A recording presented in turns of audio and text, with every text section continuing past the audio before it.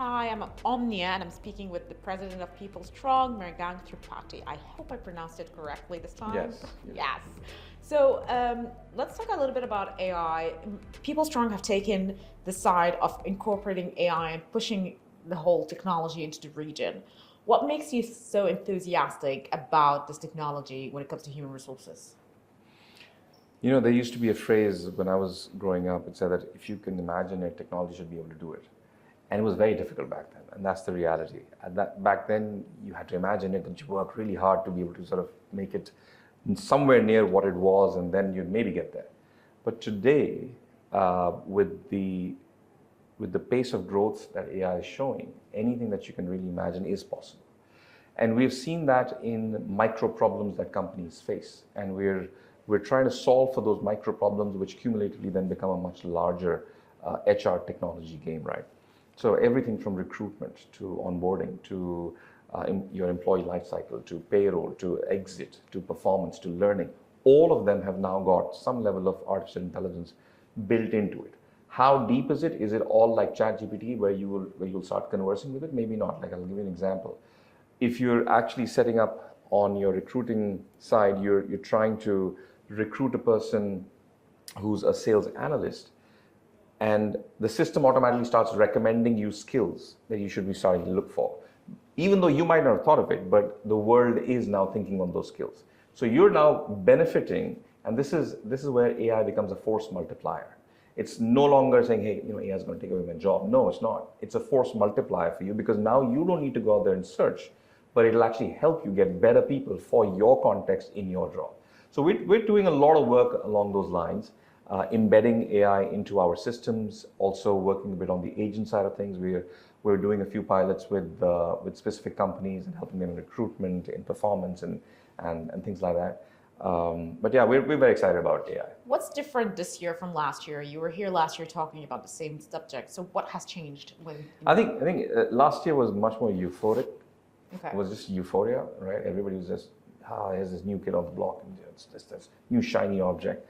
Now that shiny object is now taking a bit of a shape, right? And people are saying, yeah, so what is the shiny object going to do? Does it bounce? Does it get off the wall? What does it do? I don't think that we are still at a place where AI is 100% in the boardroom and 100% everybody's using it. But I do believe that over the next year or so, we will see a lot more very, very tangible use cases come out. And we're definitely seeing some great early traction. There is a bit of a hesitation on the side of the HR leaders saying, will this work? Will this not work? How can I actually go about doing this and stuff? But slowly and steadily, we're seeing that change. Right. What's special about your software that's not in the market? I could go on for hours about that.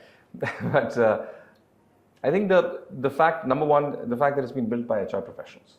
We're not a technology company that is actually building HR software. We're HR professionals who started a technology company to be able to ease the lives of HR professionals. So we understand the problems, right? And we approach it from a HR first perspective, right? That's point number one. Point number two is we're not trying to boil the ocean. We're not saying that we're going to just come out and say we're going to change everything. Incrementally, we will change, and we are changing lives.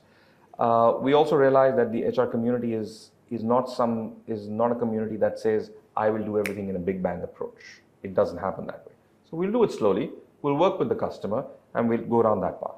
The third most important thing, I think, is because we are comprehensive and we have your entire HR data in one place, we can do wonders with it. And that, I think, is a very, very big element.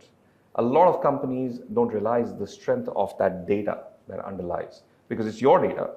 And if you can actually marry it to our artificial intelligence capabilities, then wondrous things can actually come out of that. I actually just showcased today at the conference our analytics module, right? And the analytics module, you can actually just chat with the bot and say, hey, how do you actually go about doing a lot of things? So there's a lot of work that can be done.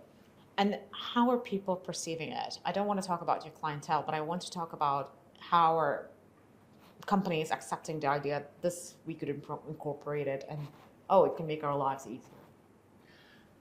There is some demand for it. There is some hesitation around it. This has changed since last year, where there was a lot of euphoria around it, and what is it? It's like, there's a crowd around trying to see what is that shiny thing over there, but nobody wants to touch it. Today, there are a few people who are willing to touch it. A few still are standing behind saying, you touch it first and then let me see if you get burned or it adds on to you. So there's that level of change is happening, right? We just did a survey where we saw almost 50% of the HR teams know that AI can impact them positively, just don't know how can they actually use it. So the usability element of it is now going to come into play. Only about 20-25% of them were actually ready to say, I want to use this in this specific function, and I want to ease out my life like this. But I do think that in the next year or so, we will definitely see a lot more traction. And we will have some successes as well as some failures. By the next year, I suspect we'll be much more sobered up, if I can put it like that. Sobered up and we will know this thing works and this thing does not work. And this is where we should be working. Like, for example, an AI interview done by an AI interviewer is something that will not work. We know that, right? Not out of jobs. Exactly. Not out of jobs. Yeah. So that will not work. We know it already. Like that, we will see a lot more use cases come up and we'll know exactly what is what. Are we heading towards that where more people in the region are actually gaining this kind of skill set? Or this is still something far in the future we're struggling with it? I'll answer that in a slightly different manner. I would say that if somebody, given AI's growth and given AI's capabilities today, is not learning more about AI and being self-sufficient in doing whatever is required, then they're missing out.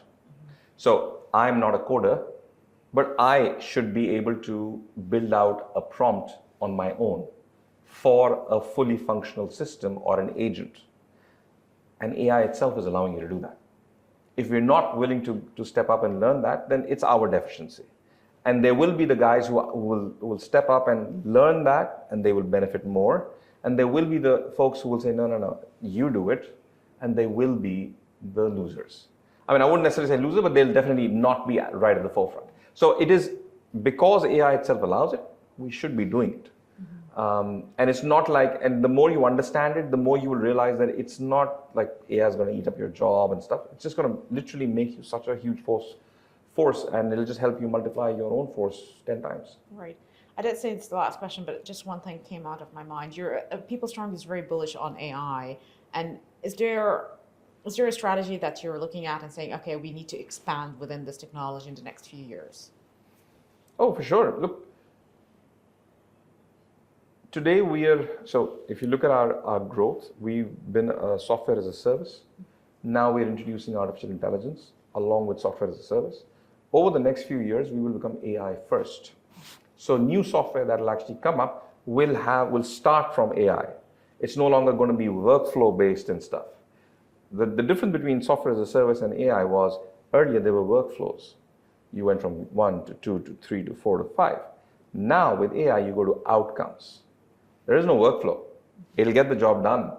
You're just a step in the way. Whether you're the person or somebody else is the person, it will do the job and it'll get the job done. So if I'm the person who needs to get a job done, I'll say, find me 100 candidates, and it'll find you those 100 candidates. How it does it is no longer going to be that relevant. Versus in our past history, that is what was relevant. So I think that change is going to happen, and we will definitely be eating ourselves to make sure that we live. Right. Amazing. Thank you very much for your time. It was great speaking with you today. Likewise. Thank you.